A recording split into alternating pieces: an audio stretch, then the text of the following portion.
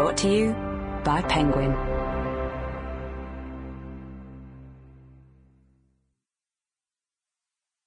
The Seaside Angel by Evie Grace, read by Emma Powell. Chapter 1. White Aprons, Collars and Cuffs. London, May 1884. "How are you today, Davy?" Hannah asked the boy who was sitting up in his cot. He was playing with a tin toy train that one of the lady volunteers had brought into the ward the day before. "Much better, nurse." He looked up with a toothy smile on his face.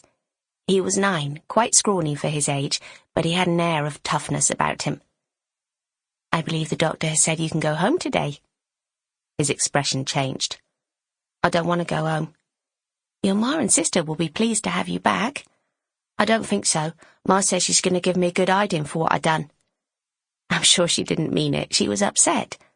"I was nearly a goner," he said earnestly. "At least you've learned your lesson. Don't eat things when you don't know what they are."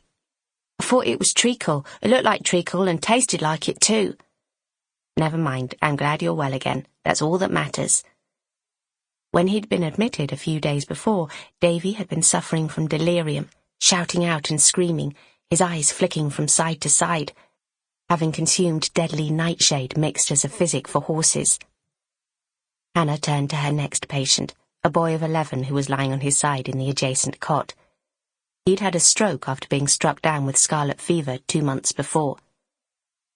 "Good morning, Joe." She reached for his uppermost hand and gave it a gentle squeeze. He squeezed back. "Let me sit you up so you can see what's going on. Nurse Huckstep?" She looked past the nature table of greenery and pebbles to where Alice, wearing a dark dress like hers, with a white apron, collar and cuffs, and with her blonde hair tucked neatly beneath her cap, was changing the sheets on an empty bed. "You wish to move this patient, Nurse Bentley?" Alice stepped quickly across the ward to help her roll Joe onto his back before sitting him up, arranging the pillows to hold him in position. "One more?" Alice picked up a bolster, and Hannah lifted Joe's limp arm to let her slide it underneath. "Thank you." The corners of Alice's bright blue eyes creased as she smiled. "You make a good team." "The best." They'd been friends since arriving at the hospital for sick children to begin their training as lady probationers 2 years previously. Hannah had been 18 at the time, and Alice 21. "There you are." Hannah lowered Joe's arm onto the pillow. "Would you like something to drink? Perhaps some beer?" Joe smiled and nodded his head. "Did you take your cod liver oil?"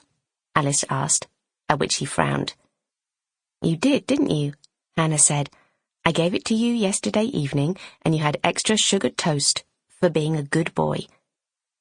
Joe didn't respond this time, and she followed his gaze towards the entrance to the ward where Sister, they called her the General behind her back, was standing with her hands on her hips. "Nurse Bentley, you're to go to the Lady Superintendent's office forthwith.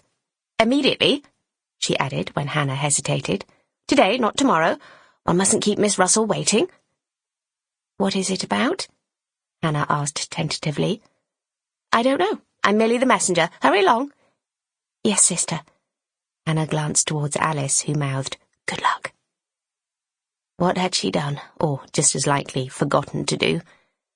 She hurried along the corridors, aware of the prickly scent of carbolic mingling with the smell of overcooked cabbage from the hospital kitchens, and the sound of chatter, the thin wail of an ailing infant, and a mother singing a lullaby.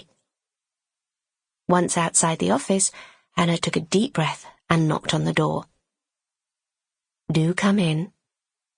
The Lady Super's mellifluous tone was deceptive, reminding Hannah of the first line of a poem she sometimes told the children. "Will you walk into my parlour?" said the spider to the fly. They had crossed swords on many occasions. She had broken a thermometer, miscalculated the amount of medicine required to mix into a poultice, told one of the surgeons that she was a nurse, not his maid. Miss Russell had hauled her over the coals for the last, saying that although Hannah had expressed the sentiments shared by others, she should have bitten her tongue. She pushed the door open, and Miss Russell looked up from her desk, the furrows in her brow deepening, the careworn lines on her face. Sample complete. Ready to continue?